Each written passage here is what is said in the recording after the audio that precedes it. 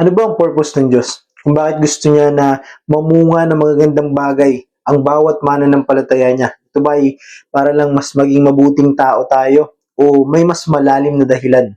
Kaya sa video ito natin ngayon, pag-usapan natin yan. But again kapatid, hindi po mula sa sarili kong opinion, kundi mula sa salita ng Diyos. Dahil mula mismo sa ating Panginoong Kristo, ang layunin o purpose ng fruitful life ng isang Kristiyano ay hindi lang para sa pagbabago, kundi para sa karangalan at kapurihan ng Diyos Ama.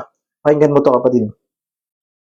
Napaparangalan ng aking Ama kung kayo'y masaganang nagbubunga at sa gayon kayo'y magiging alagad ko. Ang chapter 5 po ng Book of John ay bahagi ng huling pagtuturo ng Panginoong Hesus sa kanyang mga alagad bago siya ipako sa krus. Ito ang kilalang teaching tungkol sa vine and branches. Pinapaliwanag doon ng Panginoong Hesus na siya ang puno ng ubas at tayo naman ng mga Kristiyano ng mga lingkod niya ang sanga.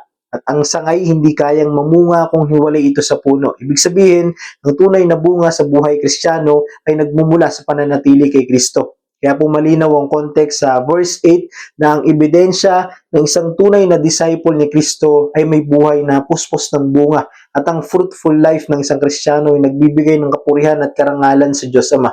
Ang tinutukoy po dito ng mga bunga ay mga nabanggit ko sa previous topic ko sa Galatians chapter 5 verse 22 to 23. Subalit ang bunga ng Espiritu ay pag-ibig, kagalakan, kapayapaan, pagtitiyaga, kabaitan, kabutihan, katapatan, kainahunan at pagpipigil sa sarili. At ang pangunahing layunin ng bunga ng Espiritu ay hindi para mapuri tayo ng mga tao, hindi para mapagmalaki natin yung sarili natin, maitaas natin yung sarili natin, kundi para makita ng mundo kung gaano kabuti ang Diyos sa buhay ng kanyang bawat mananampalataya. Kaya nga po ang sabi sa Matthew chapter 5 verse 16, lumiwanag ang inyong ilaw sa harap ng mga tao upang makita nila ang inyong mabubuting gawa at papurihan ng inyong amang nasa langit. Kapag ang buhay kasi po natin ay nagbubunga ng pag-ibig, kabutihan at kabanalan, nagiging patotoo tayo sa kapangyarihan, kadakilaan at kakayanan ng Diyos. Ganito din po ang sinasabi sa Philippians chapter 1 verse 11.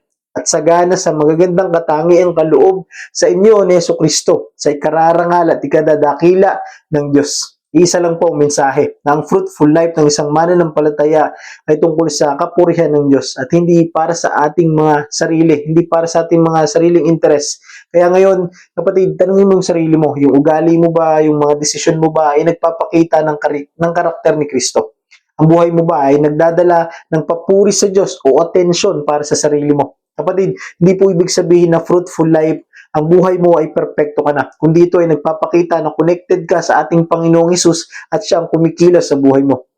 Hindi tayo nagbubunga para patunayan ang ating sarili. Nagbubunga tayo dahil tayo ay konektado sa tunay na pinagmumulan ng magagandang buhay, na mabubungang buhay. Dahil kung gaano ka kalapit sa Panginoong Kristo, the more na mas nakikita sa pamumuhay mo ang kanyang karakter.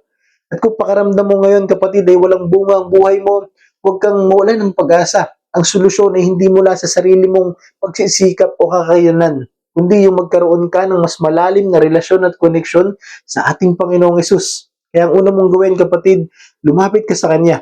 Magtiwala ka sa Kanya ng buong puso. Hayaan mong baguhin niya ang puso mo. Dahil tandaan mo kapatid, mapapapurihan mo ang Diyos pag mabunga ang buhay mo. At ikaw ay magiging living testimony ng biyaya at kabutihan ng Diyos. Amen?